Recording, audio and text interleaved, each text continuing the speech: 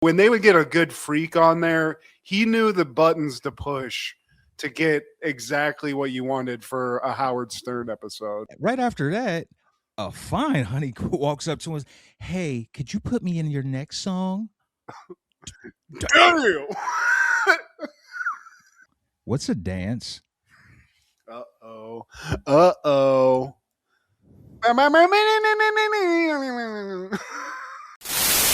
Happened in the 90s. Happened in the 90s was recorded before a live streaming audience. I think people within our circle could all agree that Artie Lange is a comedic genius, man. And luckily he's still with us, man. And in spite of everything he's trying to do, for God's sake. It's crazy, man. That stuff, I mean, it's pretty widely known, but yeah, I don't feel like, unless you were a Stern fan or you were really paying attention to the few movies he was in, the guy just knocks it out of the park, whatever he does, man. He's so funny. Everything, man. And do you remember his stuff in Mad TV? Oh, yeah. Yeah. Yeah, I mean, that show drove him crazy, too. I mean, the Pig Baywatch thing, Babe. That's hilarious, man. And, we throw that term legend around. I think for me, I always thought he was funny, but it wasn't until the Howard Stern collaborations that I feel he was cemented as a legend. Oh, absolutely. Because you got to hear it all the time. He came on and just, even when he was nodding off on heroin, it was some of the greatest content you could ever get. And he also is a very honest dude. Like when he was going through stuff, that's cool too. And I think made him more endearing. But aside from that, I mean, just dirty work. And this movie, I completely forgot about until we were going to talk about it. Yeah. Just killed it, Steve. And I really don't mess with romantic comedies, but his parts, man, is what made me help get through it. I mean, of course, David Spade too, man, but dirty work. He was in the Norm show. Him and Norm were good buddies. I'm trying to think of other movies he is, and it's tough because he's never a huge character, but when he is in the movie, I mean, 5 minutes, he steals the movie. Lost and Found is a perfect example of that. He's not in it more than 5% of the movie, but that's really what I remember, honestly. Yeah, he wasn't in a lot. He was in Elf as fake Santa. He was in Old School. Okay. And these are all cameos too, Steve. And I'm sure you go back and watch them; they're freaking hilarious. The Norm Show. I mean, that's where I was introduced to Artie Lange. But I echo what you said about the Howard Stern stuff. It just cemented him, man. So many great moments. He's so good at just ripping on people, taking people and just crumbling them up with words, and also just funny as hell, man. I saw him in stand-up when he was on Howard Stern and rocked. And I mean, it was a full-on I wouldn't call it an arena, but there was definitely thousands in attendance. When they would get a good freak on there, he knew the buttons to push to get exactly what you wanted for a Howard Stern episode. And I always remember the Iron Sheik interview where Artie is playing the son of the Sheik, the original Sheik. And he's like, "You stole my dad's name. You a fake." And Iron Sheik is heated. But Artie, man, he was killing it. Oh my God. But yeah, man. Roku remotes, cockroaches, Ric Flair, and Artie Lange. Throw Keith Richards in there. It's not good. He'll be alive long after us, Steve. Yeah. And that's another great thing about the guy now is that still going through a hell of a lot. The guy did some coke that zipped his nose up into God knows what. And he's still out there laughing about it. He's a comedian, man. He knows how to make it positive out of a complete negative. So I hope he sticks around.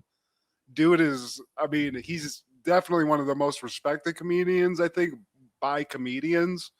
But Any movie you see he's in it in the cast, watch it because it's gonna be good for at least that part of it. This is Steve G and Mad G with Happened in the 90s, a show where we talk about what happened in the 90s. So get out your drop dead Freds and your right said Freds and use your heart and not your eyes. Baby, just relax and ride. If you got time, then I got time. Yeah. This is the SNSWV or Steve. Yeah, we share that S. I love that. Well, today, my friend, we're talking all things April 23rd in the 90s. I know a thing or two about a thing or two.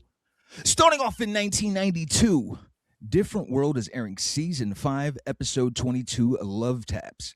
Events take a tragic turn at the dorm when Lena suspects a rapper named Dion is abusing Gina.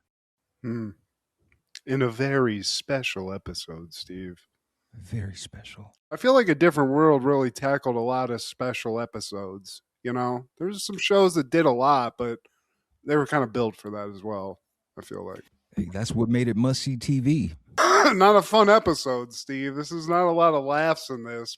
I got to just point out one thing. I don't even know what the nerd's name is in this. The kid that works at the radio station with the ponytail. Yeah. I mean, let's talk about that at some point in this discussion because it's fantastic, Steve. Oh, you're a fan of the rat tail. I mean, it's luscious. It's the most luscious rat tail I've ever seen. It's got a body. I don't even know if you can call it that. Squirrel tail, Steve. It's something else. It's big. A squirrel tail. So we start the episode off and everyone's coming back from a rap concert. One of the students, he's a rapper. His name's Dion. And apparently he's dating Gina. And she's so proud of her man. He's so cool. Just don't say anything that would offend him. Dion's a man, Steve. He's walking around. People are cheering for him. The guy's putting on concerts in college. How much tail is this guy getting? We knew people like that doing concerts. There was a student, like a group of students that opened up for Luda when we saw him on campus that one time. Nobody cared. Yeah, you're right. Where's Luda? Move, bitch. Where is DTP at? Where is I-20? Get him on stage. Yeah, but he's walking around getting his propers. Lena, Jada Pickett, she was like, yeah, whatever. Gina's like, well, tell me about you and your man. Oh, you ain't got one. You told her, girl. Cut to that classic theme song, man. The best rendition of it. Aretha. That's Aretha? That's Aretha. Damn, okay. That's got to be the most star-studded theme song then of all time. Aretha, a diva, certified. Oh, where you come from? And we go back to the student union, and Dion, he's busting out some rhymes. Hey, man, don't rhymes like that put down the sister. It's the guy with the rat tail. Slick. But then, right after that, a fine honey walks up to us. Hey, could you put me in your next song? Damn. Even when Ron comes in, he's like, damn. Even Phil Hartman from the radio station's like, damn. Yeah, so Dion, he's an artist, Steve. He can't react that he has a chick. So Gina's seeing all this. Ron comes in and tries to get like a gig with him. He wants to be like his new hype man, I believe. He wants to be the Don King of the Hillman campus. But the hype and he shows off in his job interview is, I'm not confident, Steve. It's gonna be hip hop hysteria. Woo! That guy with the rat tail, his name's Terrence. There we go. I knew it was a T. I was gonna say Troy, but it doesn't matter because all you're looking at is the back of that skull, Steve, with that whatever you want to call it. It's fantastic. But Dion's like, what are you talking about? This music's for everybody. I forget what he says. He's slick, man. This Dion guy, he's got some good excuses. And in the next scene, Ron Johnson, he's actually getting to that munyon though, because he's helping Dion sell those tickets. And they're counting money hand over fist. Gina, she pops in and she shows off her ugly ass blue shoes that Dion bought her. And I don't even think she really believes what she's saying because those shoes are hideous. I'd rather walk barefoot. I mean, what was the material, Steve? She got some damn corduroy shoes. Where the hell where you find these Amish clogs? Those are some damn like certified house shoes, just reinforced in some way. And also we see Dion react because I think it was when Ron like approaches them and Gina knows, like they talk real quick, and you see Dion's not cool with dudes talking to his woman, even though he's getting hollered at by chicks and just going damn. So there's that. Keep an eye on that, Steve. And Freddie, she's actually to me the most attractive. I like the curly hair deal, and she's just so progressive minded, always like fighting the cause, the hippie of the campus. And she comes in telling the girls, like, hey, I saw somebody getting abused. I saw a guy beating a woman's ass. I couldn't pick out a face, but he grabbed her by her hair and just dragged her. But what's sad about it, when she got up and fixed her hair, she fetched after him. But nobody saw any faces, Steve. It's too Nobody. dark. It was just an ass whooping, clear some domestic violence going on. So basically, Gina's like in the background, not looking like she's like, oh, that's weird. I don't think that happened, guys. That girl's got to be thirsty, right? And then they press Whitley. It's just like, I mean, if something like that happened, I'd know, right? This is my dorm. I'm the all-seeing eye. It's like, but still, what if it is true? And it's up to you. You're the one responsible for these kind of calls. It's like, all right, we'll have a meeting in the lobby. I'll do this shit. Yeah. I'll do that. I can't do it, Whitley. I'll do that shit. I can't either. I do declare. It's real Blanche Devereaux. We'll get to it by the end, Steve. I'm gonna keep tossing grenades out. Then we cut to the radio station, Steve, and Dion's in there. He's building up hype for the concert. Maybe he's a DJ. I don't know. This guy's in there. They take turns, but she tells Dion, like, hey, Freddie saw us last night, but she didn't see any faces. She told everybody. So the word is out there. Stereotypical beaten wife, like, I just don't understand what makes you so mad at me, man. Dion tries to play the victim and say he just loves her so much, stuff like that. I think he mentions that his dad is abusive to him, thinks he's a loser because he's a rapper. No, you're a loser because you hit women. Yeah. Like, I think he might see something else, bruh. He says a bunch of bullshit, apologizes, and he's like, says another stereotypical thing. I'll never do it again, baby. Love you, baby. I'll never touch you again unless it's like this. You're like, okay, Dion, maybe he's all right. But then he basically is like, you know what, though? Crazy thing is, you got dudes hanging all over you like that Ron dude, so you better watch him. Like, then it goes instantly back into intimidation and violence. Yeah. Why do you think I hired him? I want to keep my girl close and my enemies closer. Oh, you ain't got to worry about him. He's just a friend. What? It's on site, Steve. Listen to Dion or else is basically the vibe. A switch just flipped. That thing he said, that started tomorrow, though. He didn't clarify that. He's like, sorry, baby, it's 10 o'clock tonight. That's when the ass whooping stops. All right? Yeah, remember that time when I said I'll do right and I won't hit you anymore? Yeah, that was 4 seconds ago. Bitch, why do you overreact so much? Damn it. Why you counting time, seconds and shit? Always bringing up old shit. Hold on, let me get back on this DJ. Hey, y'all, we got a new one out here from... He goes right back into his DJ voice. So I'm supposed to impress you and your skeezer friends? Look, my friends are not skeezers. Oh, so I guess it's just you. Who you studying with, bitch? What book? Is this book written by a man? You better not be reading words from another man, ho. No, I'm Skeezer. gonna write you a book. This is just an empty pit. This is nothing in this. He just socks her through it. Says that, bitch. Oh Dion man. in this piece. And these are all jokes, people, you know? I was just gonna say this is supposed to be a serious situation, man, and we're already chuckling like not even halfway through That's this. not funny, Steve. What's It's not happening is funny. not funny. Dion, the character, though, is a piece of work that we have to make fun of. So it is what it is. We're not mature people. We can't do it. Yeah, we're a comedy podcast. We're supposed to be. Yeah, And chill out, everyone.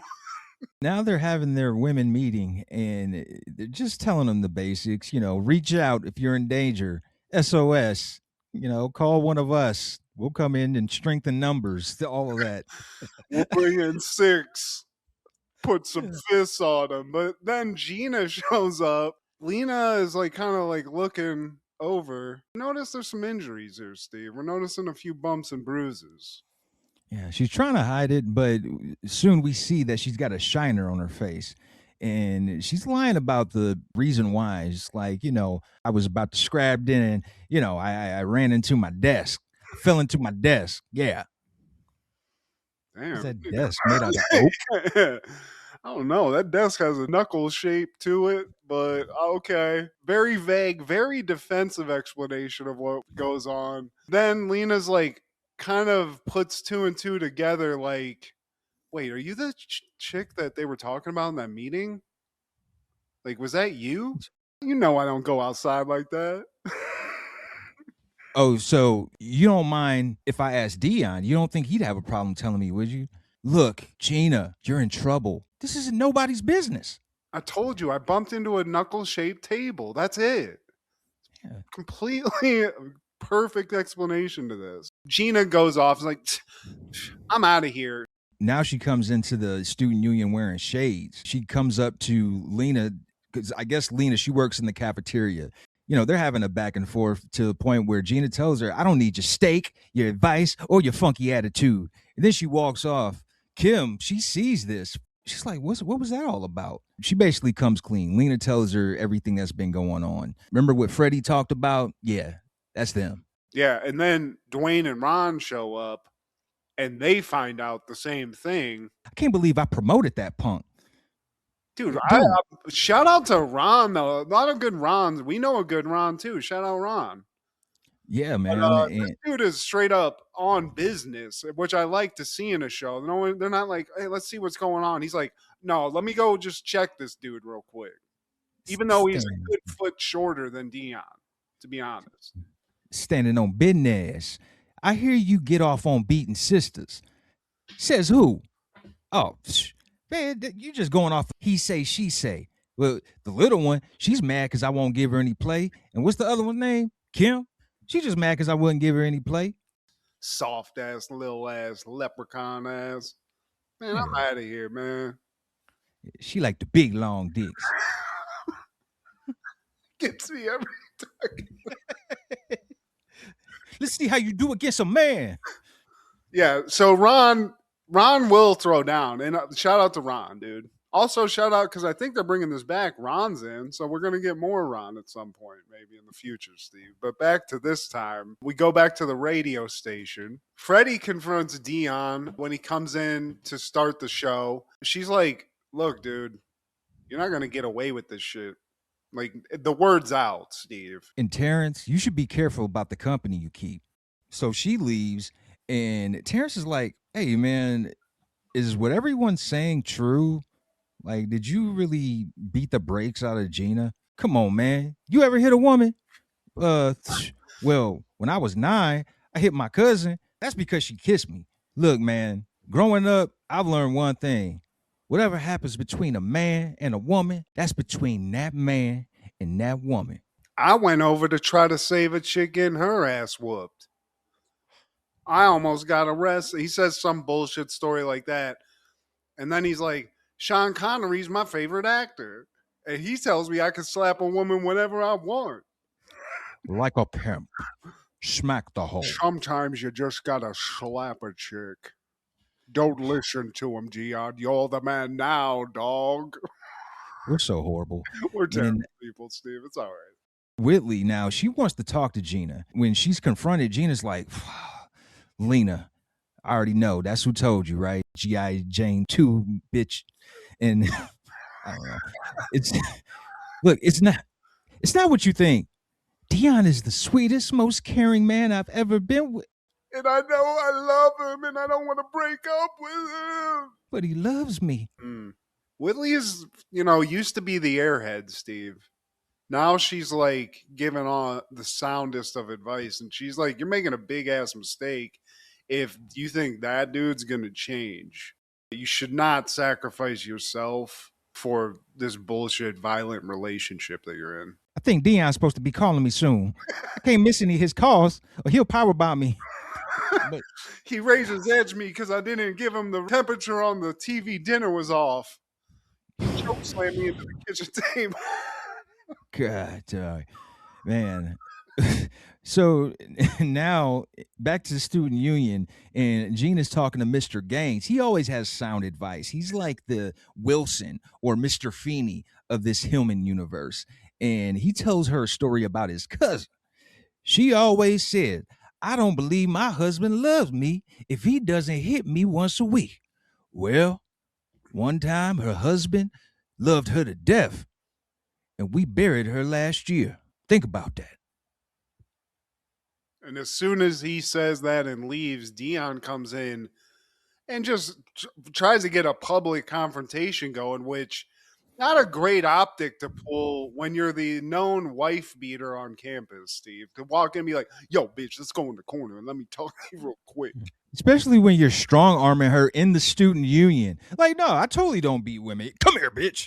Like Scorpion. And Get over it. Yeah, I mean, for real. I mean, that, when De Niro's got what's her face when they're walking out of the mall and he's like, oh, bitch, I'm going to fucking. That's exactly the energy Dion's bringing into this. 90s De Niro machismo, male on female violence. But everyone in the student union or whatever this building is grilling Dion, Steve. It's like, rightfully so. Everybody should be. Somebody needs to get up and do something. Ron's not there, apparently. He's like, why are you trying to ruin my life, bitch? Like, what did I do? People asking me to refund their tickets. Yeah, man. Girls are all whispering behind my back when I pass by, like I'm some kind of creep, a guy who would punch them in the face or something, like they're scared. That's not cool. Oh, yeah. For what I did? I love you. What's love got to do with it, Dion? Oh, see, that's your little skeezer friends getting in your ear again. And Jesus like, look, I think I need to get help. And Dion, so do you. And then she takes off her glasses and it looks Peter Jackson-ish. It looks gruesome. I mean, the top joint is coming out, Steve. Man. We need to get some ice on that pronto. It was like alleged stuff. Now everybody sees the result of what this Dion guy is doing. This guy's out here perpetrating some serious violence. So now it's known. I was like, damn, this guy's going to get away with it. No. Terrence, our favorite guy from the radio, shows up. He's like, man, you asked me about whooping chicks and not being my business. If you are whipping women or something like that, it is my business. So Terrence stands up to him with that ponytail. And then immediately the cops are there. Like a sucker, you walk around, and like a sucker, you going down. Damn, is that Phil Moore? Now we're going to play some Sonic Hedgehog. Stop whipping bitches' asses, you piece of shit. Take them away, officer. And that's basically what happens because there's cops there. Somebody called in to complain. And they basically are like, Gina, do you want to press charges on him? So hesitation. But she's like, yeah, I do. So he gets taken away. He's a known wife beater. He's getting arrested, Steve. And she takes off her kicks because she is too cute to be wearing them ugly ass shoes. Color was running off on my feet anyway. I got some kind of weird disease off of them. Not too many opportunities we get to cover Different World, man. Probably our third time. Yeah. Good episode and satisfying episode. The scumbag loses and gets arrested. Oh, man. Shoes thrown in the trash where they belong. Ugly shits.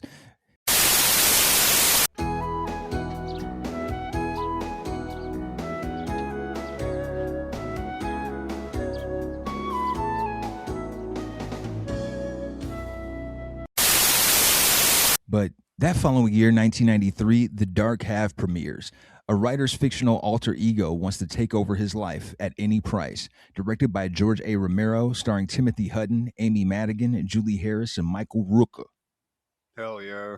Playing a good guy in this. Usually in the 90s, Rooker was pulling some heat on somebody, but I dig this movie, Steve. I like George Romero. I think people know him for the Night of the Living Dead movies for the most part, Creep Show. So I don't even know that I knew he directed this. I remembered this movie because it was played on cable constantly in the 90s. But I think of like Stephen King adaptations that were turned into movies, especially if we're like looking at this period of time.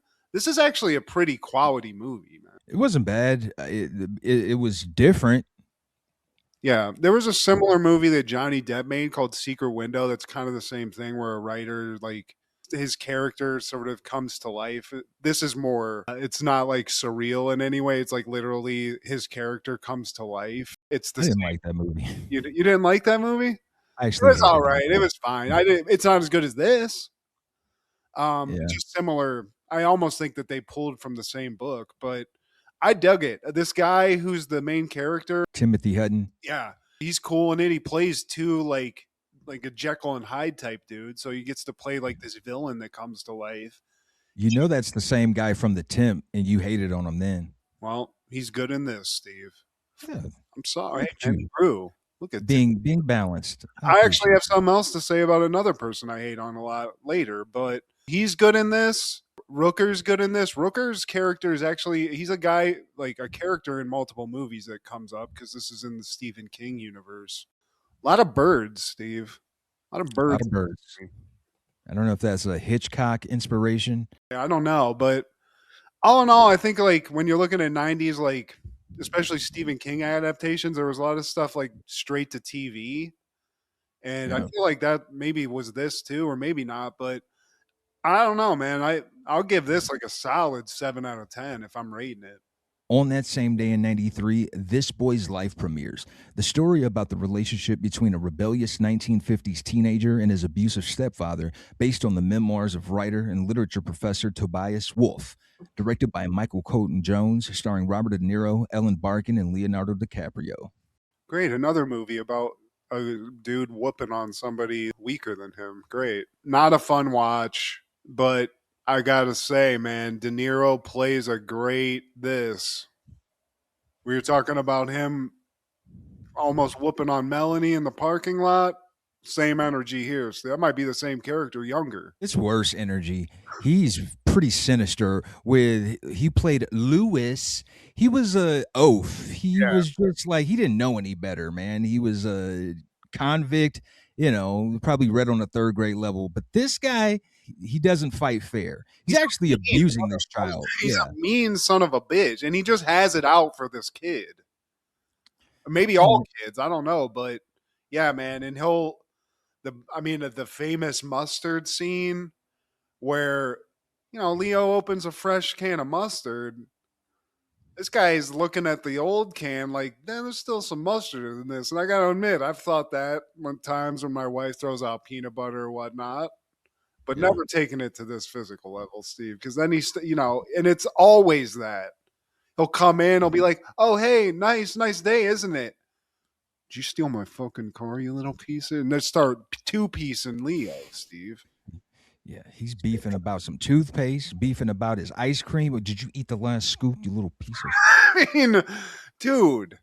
And but what I like about this, especially for such like a villainous dude, because the end of this movie, spoiler alert, like basically Leo and his mom got just like come to and vacate. Leave this dude wailing like, what about me?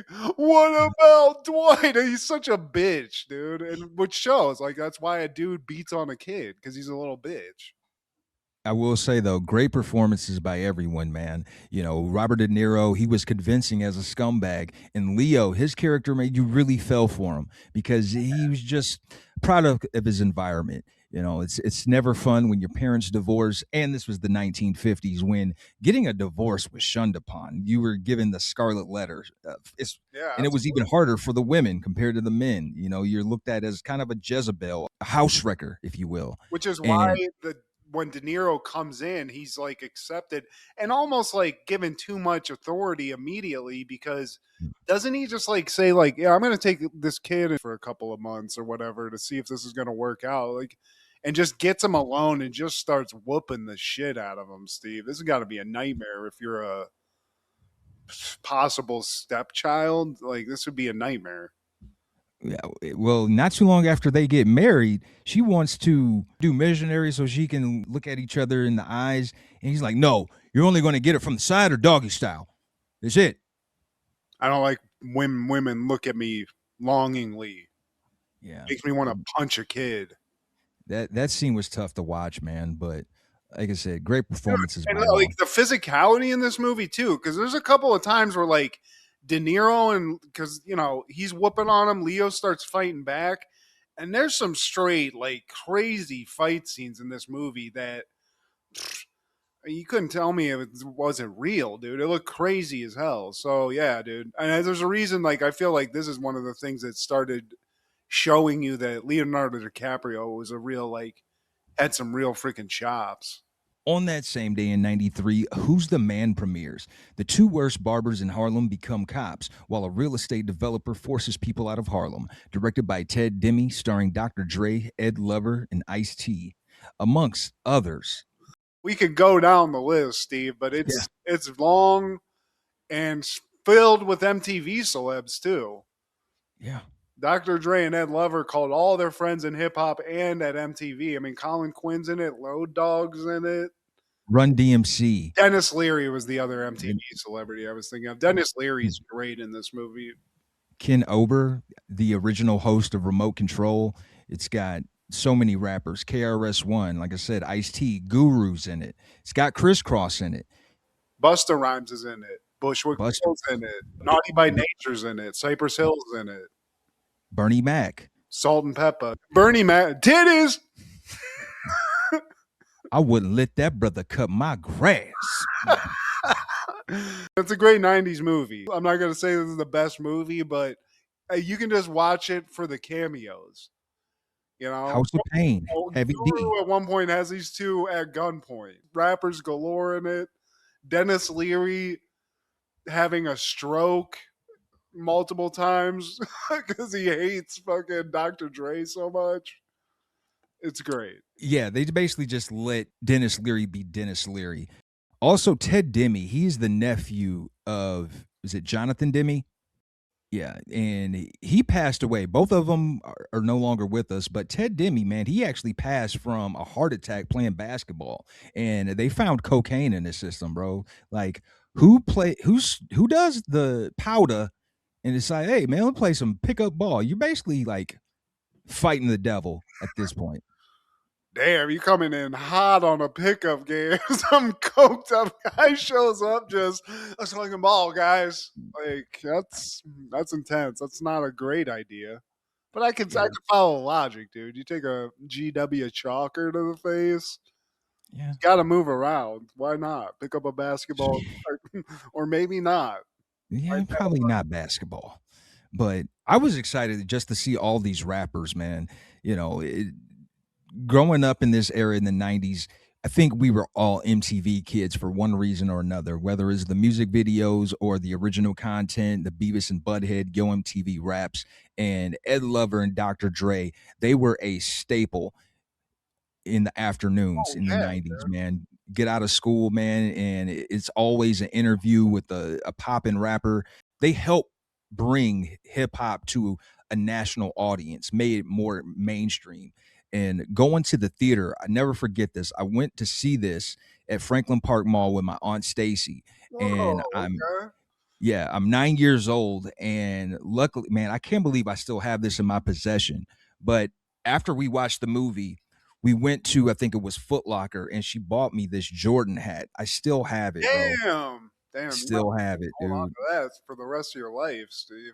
It's very early 90s, man. That's dope as hell. Yeah, I mean these guys were huge, and they seemed like best buddies anyway. And I love in this movie, like they don't have fake names. They're just like, yo, man, Ed Lover, you're Yeah. the man now. Like I love that about the movie too. It's not even a spoof. It's just like sort of a buddy comedy movie.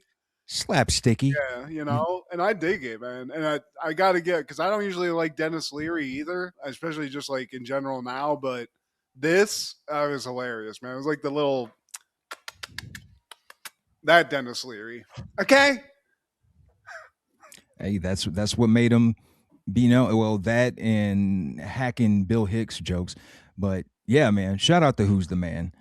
1995, we would lose American lawyer and journalist Howard Cosell, age 77.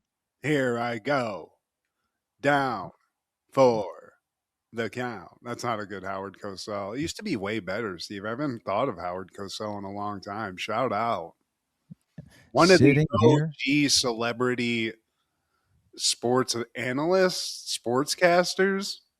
You could probably say he was the godfather. Well, I mean, it's not like commentators existed before him, but he was the one, the first, like, I think, superstar of this before Marv Albert, before Bob Costas, you know, Dick before Vitale was Dick Vitale. before Dickie V, baby. Hell yeah, though. I mean, Howard Cosell. I mean, how many amazing moments, especially in like Super Bowls and stuff, do you just hear it bumble and stumble, like that kind of like old school? I get it, man. Shout out to His Howard Cosell, bro. I didn't know he lasted that long. Yeah, and not just his football work, but the iconic clips, the iconic moments he had with Muhammad Ali, sitting here with the world champion. I mean, he was like the world's sportscaster. He was like the GOAT, basically. It's kind of like Hogan and Mean Gene. That's how Muhammad Ali and Howard Cosell were. Yeah, they did have like a cool rapport too. I'm gonna slap you. Yeah. Don't do it, Muhammad. I'm fragile. But RIP to a legend, man. In that following year, 1996, Third Rock from the Sun is airing season 1, episode 16, Dick Like Me. The Solomons, wink, wink. The Solomons come to realize they don't belong to any ethnic group, and Sally meets Mr. Randell. Let's rub each other. Weird. She's a dream. That's the unicorn, Steve, from Mr. Randall. Parent teacher conference, meet a stallion like Sally. That's where we start, Steve. You didn't Sally think- the Stallion. yeah, dude. She kind of is. But we're at parent teacher conference day. Tommy, he's the student. So Sally and Dick are there to meet the teacher. He doesn't have time for this. He wants to be out of here. He's a professor, Steve. He doesn't need this. He sees Mr. Randall, who's Tommy's teacher. He's like, okay, let's speed this up. You can tell us how good Tommy is, and then we'll just get out. Okay?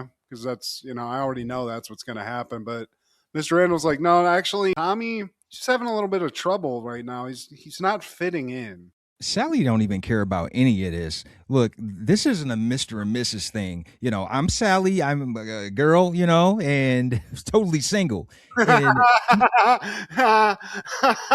he's not mine. I don't know that guy. Dick, you see, he's giving off a vibe. You feeling it? She's like chomping at the bit, Steve. As Mr. Randall's talking, she cuts him off like, I couldn't help but notice the thickness of your neck and the broadness of your shoulders, that you would be a great hunter and protector of our children. Well, Miss Sally, there's a school dance. Would you care to accompany? Yes. Yes, I will. Thank God. So she's got a date, Steve. And I don't even know if they're going to make it there looking at this. She's about to eat him like a snack. What's a dance? Uh-oh. Uh-oh.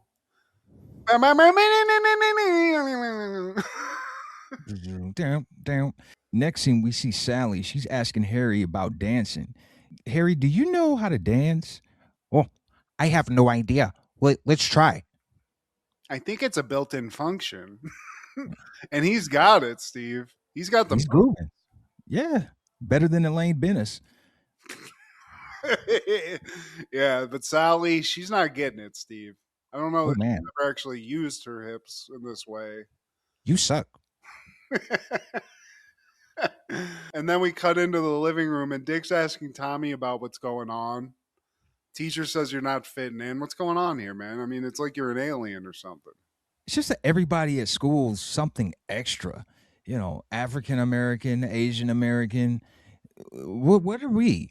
I don't know. Look, we have to know. It's part of my mission to rebel against my upbringing. I can't work like this.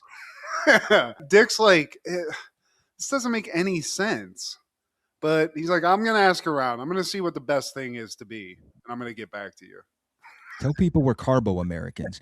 And now we're in the office, and Dick's trying to narrow down what they should be. He's reading up on the anthropology. So Mary, she comes in. He tells her, like, now I get why you teach what you teach. This isn't pointless at all. Gotta get these ranked a little bit better. But then Nina comes in. She's got like a little head wrap on. And Dick asks about that. Dick's like, oh, I'm just finding out about this race thing. And it's like, oh, all you people look alike. He says something like that. And he almost takes one to the face. But he's speaking about humans, Steve. All you people look alike to me. What do you mean by that? You may see color, but I see people. And the chicks are like, oh, dude, ew. Oh, Dick, he's so enlightened. You're so cool. Nina says, my heritage is very important to me. And Mary even says, like, mine too. I'm Irish. And you are? Well, I'm one of the good ones. Yeah, I'm certifiable. That's what it is. I'm certifiable. My dad is certifiable. And his dad before him was certifiable. So, yeah. And both ladies are like, that kind of clocks. I think he's right. So then we cut to the next scene. Sally's still at it, Steve. She's like Alfie in Day Day. She can't learn how to dance or be taught how to dance. So now Dick's kind of lending a hand. Dick. Yeah, Harry and Dick. And he's like, dude, you just got to look at Harry, okay? Observe what he's doing. And now Harry's he's evolved, Steve. He's doing the full evolution of dance. He's got a hip hop streak in him now, Steve. He's doing the Tootsie Roll. He don't care about nothing because he's all that and a side of fries. She's frustrated though because she's trying to figure out like how I'm gonna go to this thing with Mr. Randell. I don't know how to dance. She's like, do what you always do, like shoot a tranquilizer dart in his neck and drag him to your place. Consume him. That's what you would usually do, but she can't. She's got to learn to dance. And as they're kind of like chastising her for this, Dick and Harry are on the same page, Steve. They do a full choreographed little shenanigan dance. It's beautiful. But Sally's just still, she can't get into it. She's out of trank darts, unfortunately, also. So that option's out. Tommy comes in. He's pissed off. Nobody's buying He's Samoan, Steve. No one gets it. You know, like, that's not fair. So Dick pulls out a book, and he's just like, look, hey, let's just pick one, all right? You know what? We're Canadians, all right? Yeah. Canadian? Just took a booty. Yeah. I like that. He's like, let's just pick our race. Like it's a catalog that you can just pick for. A lot of people might like that, Steve, but it's not going to happen. So now we're in Dick's classroom, and his anthropological studies are kind of coming into the class. He's teaching math, I believe, but he's like talking to people about everyone's ethnicity. He's like, who's Puerto Rican here? Like just asking questions like that. Any Puerto Ricans? Well, hey, you, what are you? Dutch. You know what? I love your tulips and your dykes. Any Latinos in the place? Wait, where my blacks at? He's just going all, and everyone's like, oh my God. And the nerd that's always in this, Pittman, he's like, this is offensive. I like Dick's like, I'll talk about Asians later. Yeah. The one chick's like, why are you so vested in this? It's not important. Well, it is important. No, it's not. Yes, it is. No, it's not. Look, what's important is what's on the inside. But then the one guy calls her out like, well, why do you only date attractive guys? What Yeah, about this? Yeah, this one guy, he asked you out and you told him no. Pittman. Yeah, He's like, Pittman. yeah, you said he was too ugly, and Pittman's like, shut up. I'm trying to forget it. Yeah, so Pittman, he ain't getting laid, Steve. Come to the car with us, smoke some pot. It'll be all right. Now we cut to Dick and Mary in the office. I love just saying these things about the scenes. Dick, we cut to Dick. Dick's asked Mary because she's an anthropologist. Just straight up, like, let's talk brass tacks. What's the best ethnicity? I gotta know. You're the expert. And she's like, that's not a thing. There's things to love and hate about every ethnicity. And he's like, okay, well, what's the hottest ethnicity? She's like, oh, Italians. Like, it just comes out, Steve, so natural. Gets her goose going. And very next scene, Dick is on a tiny guitar. Is that, what do they call that? I think it's called a mandolin, Steve. On the mandolin, dressed like a Godfather extra. And he's outside Mary's house trying to serenade her. And then the whole gang shows up. When the moon hits, he's singing that, the pizza pie song, Steve. That's amore. Isn't that Dean Martin? I don't know who sings it. I think a lot of Italians have sang that song, Steve. I don't know if we're going to pin it down to one, but they're pretty loud and proud with it, Steve. And Mary's like, can you guys shut up? And soon it turns into an Adam Sandler flick where you're just hearing random, like, shut the hell ups coming in from everywhere, Steve. Neighbors are pissed. You hear dogs barking. They actually like come after him. Like everybody scatters. But oh yeah, they sick the dogs on him, Steve. I love that. The next scene, we're back in the office, and Mary brings in a broken trombone, and it's like, yeah, I backed over it like 6 times. She's embarrassed. Also, there's a scene right before this that I just thought was hilarious. That's a quick one and done where Tommy's talking to Mr. Randall. Mr. Randall's like, "What's going on, man? Like, how you doing?" He's like, "Just not having much luck being Korean." Like, Tommy's just throwing out darts, Steve. And then we cut back to the office. Mary's super embarrassed about what Dick did the other night with the full band. I don't know what Italian mariachi is, but that's what it looked like. Something. Yeah. And Dick's like, you know what? I'm thinking you might not like Italians as much as you said. So now I'm kind of trying to think about like pulling a Dion here and going a little more intense. And Nina, she interjects. Yeah. Dick is like, look, we're discussing prejudice here, something you know nothing about. And Nina's like, look, I'm black. That's all she just goes, I'm black. So he takes a post-it. It's like, oh, okay, I'll never forget. So he puts a post-it on her chest, says black. That's rough. That might actually be a firing. And right. Yeah. So then we cut to, I think they're in a closet, Steve. We're trapped in They're in the bathroom. Okay, that's what it was. It's not an R. Kelly video. We're trapped in the bathroom. And she's got cold feet, Steve. She still hasn't learned to dance. She's nervous. She's excited. She's moist. She's flushed. There's things happening to her body she doesn't understand. Don't leak. I don't like it when you leak. Dick's like, you're going to be great. You're going to be perfect. You know, you're one of us. You're a Solomon. You're going to knock this out of the park. Now go out there and be a girl. So Mr. Randall, he's there with some flowers. Not really even caring that she just came out of a bathroom in like a clown car fashion with the whole family. So what were you guys doing in there? Yeah, it's a very disturbing family. Yeah. Now we're at the dance, and Mr. Randall asks, would you like to dance? And she won't, Steve. She's like me when a fast song comes on. She's like, I can't. I'm gonna go smoke a cigarette. And he's like, no, come on, let's go dance. And he pulls her out, and luckily, Steve, this saves people who can't dance. A slow song comes on, so they start slow dancing. She loves this. And she asks him, can I put my arm around you? Sure.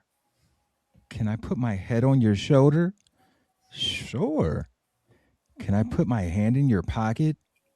Wait, why? Do you need change?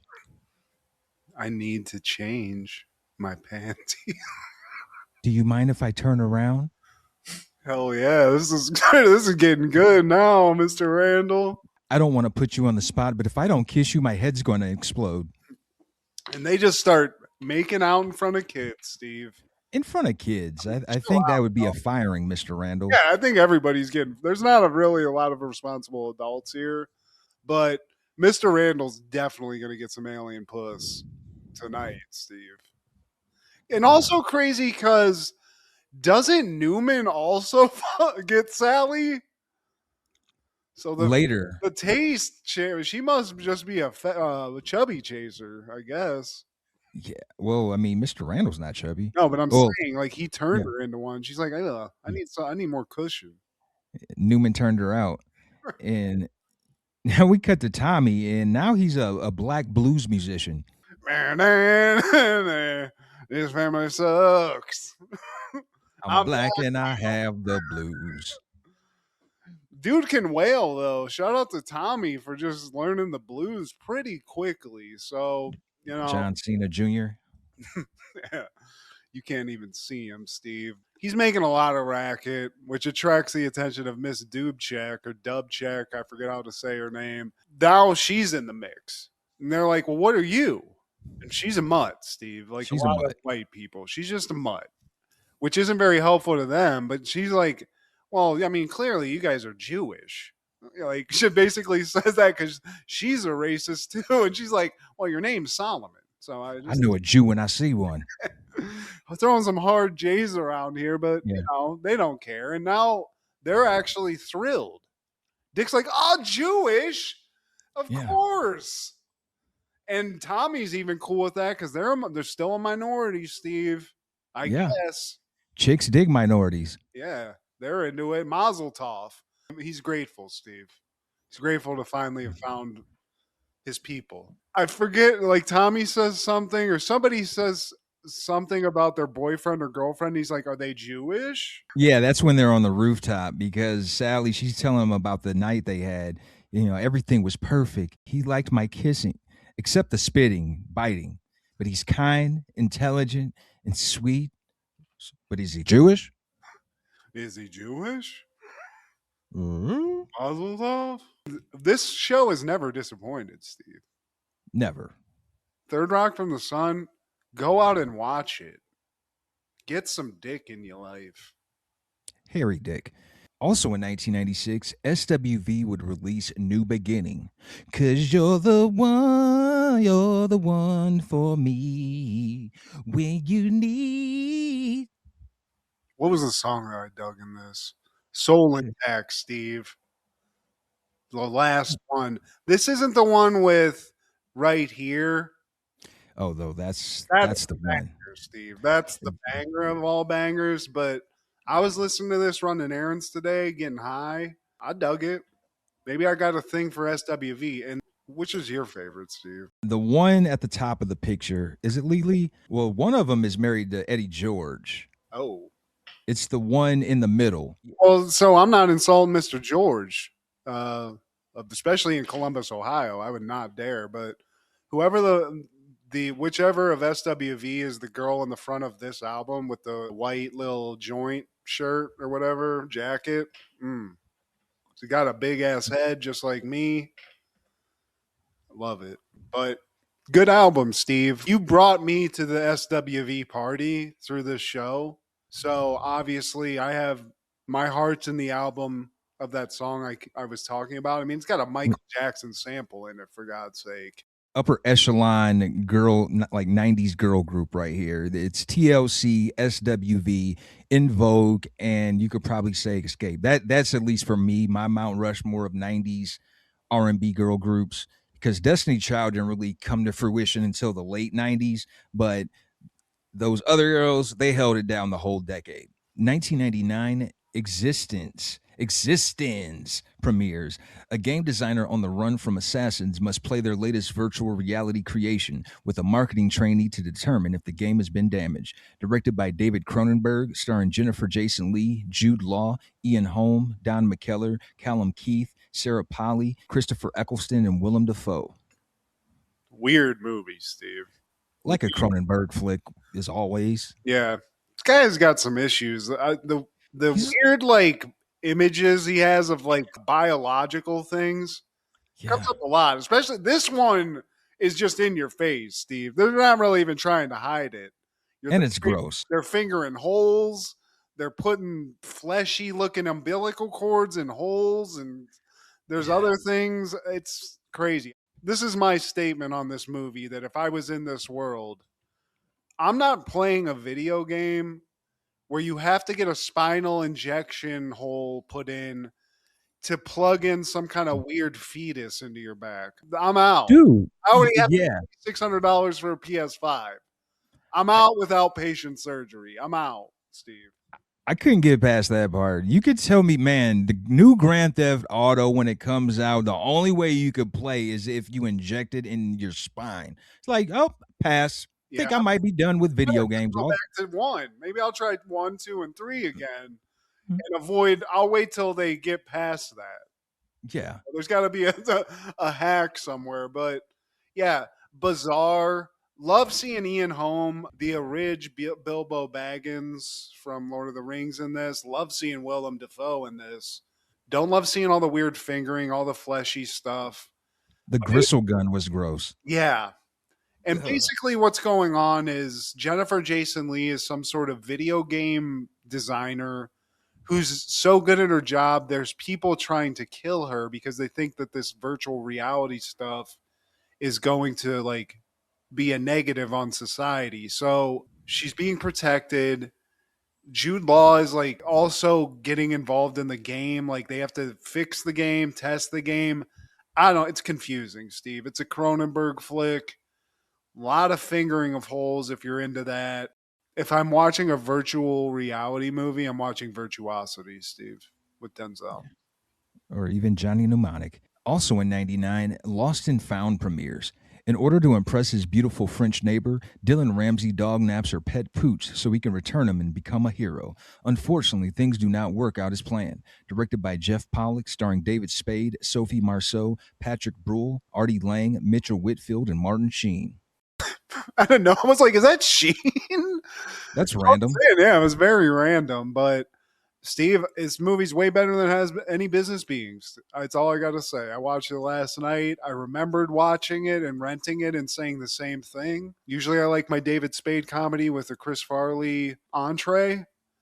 Oh. But I dug this, man. That was the original plan, but unfortunately, we lost Chris a couple years prior because that is like the Mike and Scotty, I think, of the 90s, the 1-2 punch. And unfortunately, you know, one of our comedic heroes couldn't make it. But man, Artie Lange stole the show. I also like John Lovett's part where he's playing like the dog whisperer. And the weird creepy uncle. Did you catch that? Because he's Artie Lange's uncle. And then after he does his business, he's like, we're going to wrestle again. Your mom can't stop us. The old ladies were funny in it. It's got, shout out to Marla Gibb. I love me some Marla Gibb. And Ray Romano's mom. Wasn't she in Grandma's Boy too? She was in Grandma's. She was the grandma of the Grandma's Boy. It was basically Grandma's Boy in this movie. Because they're just hanging around smoking cigarettes, playing poker like, hey, you fat ass. You going to strip for us? Not yet. He said something like that. Hello, Artie Lange, man. You got some poop smeared on your face. Yeah, you got it. Yeah, dude. He's just a buffoon in it. But so great. And saves the day, too. Remember that one time you told me to get off my ass and like stop being a fat piece of shit? Yeah, that was yesterday. I just love like at the beginning it's just single white female because he's like, I'm gonna just shadow you, boss. You're the best, boss. And then he shows up in his apartment with straight up blonde David Spade. Why are you in my bed? Well, I couldn't sleep on the couch. So you got in bed with me? Wearing my underwear? Warm, boss. Wait, take off my underwear. Wait, hold up. Now, just keep the underwear. I mean, eventually he's got the whole outfit. What do you see behind you? That might be Artie Lange. I can't tell. Oh, man. Yeah, but full of fun moments. The French chick, so hot. You know, Yeah. she's one of, I'm sure her and David Spade dated and had sex. which I will never understand this guy's sex appeal. But shout out to David Spade for being one of the greatest cocksmen of the 90s, I think, Steve. Yeah. That's great for him. One for the funny people. I love that. For the funny, bitches like to laugh. Also in 99, Pushing 10 premieres. A feud develops between two air traffic controllers, one cocky and determined, while the other is restrained and laid back, which inevitably affects their lives. Directed by Mike Newell, starring John Cusack, Billy Bob Thornton, Kate Blanchett, Angelina Jolie, and Jake Weber. In a world with air traffic control.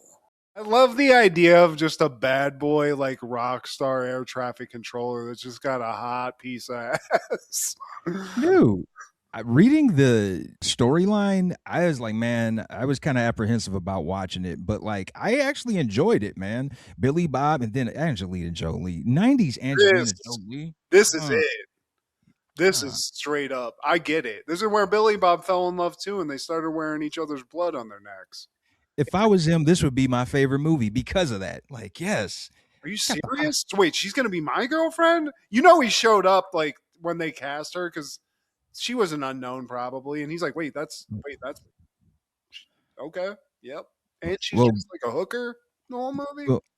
Well, Girl Interrupted had already came out. Oh, okay. I thought that was after this for some reason. Okay.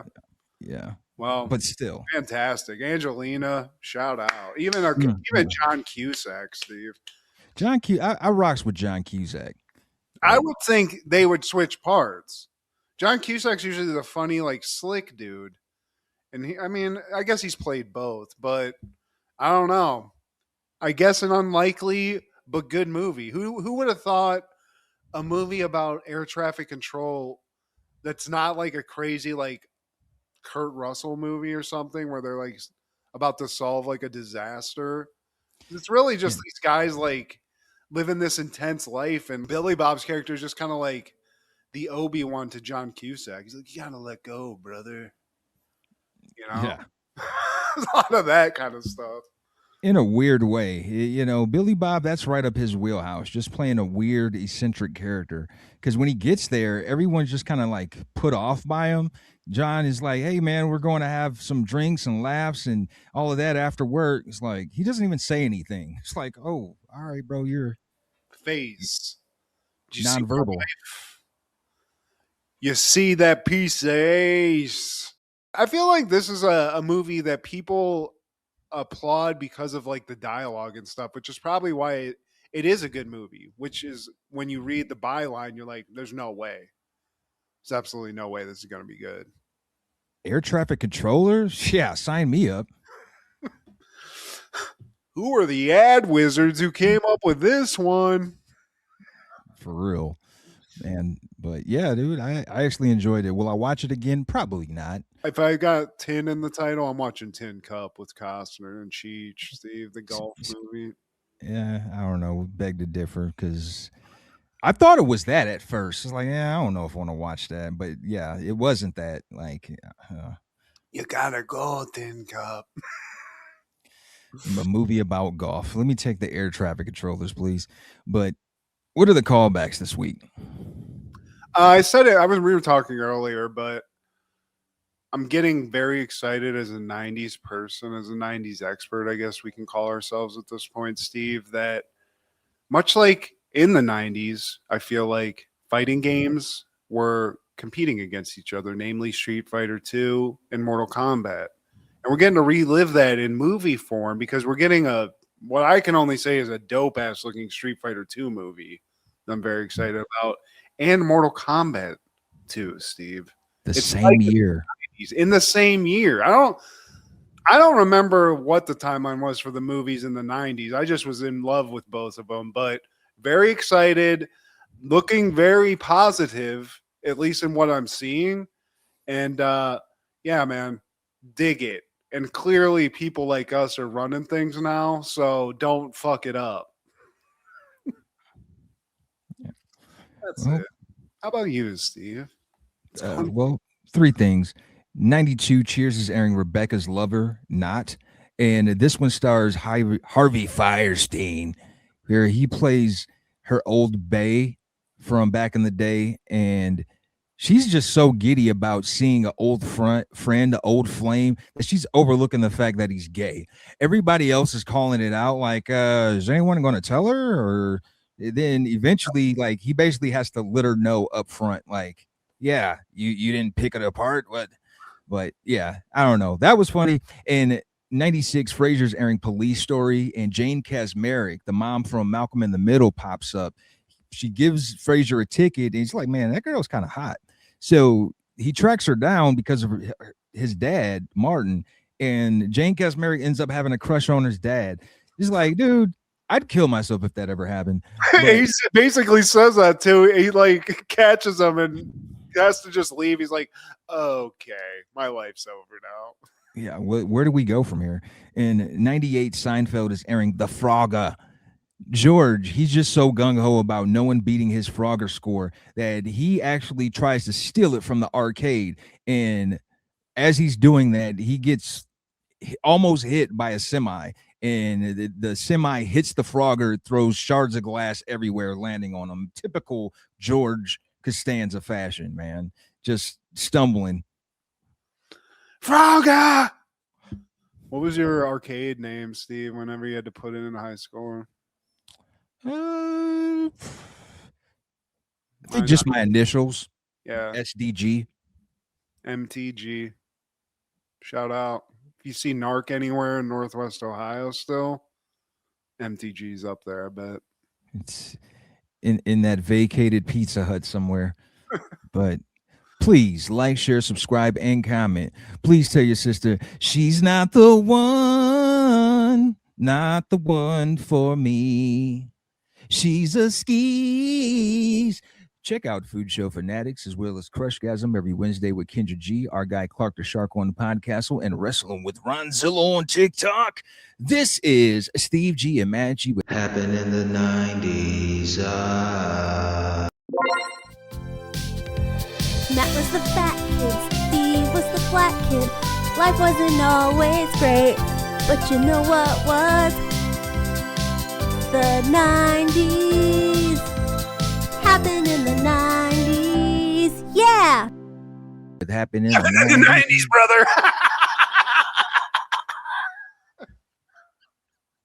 brother.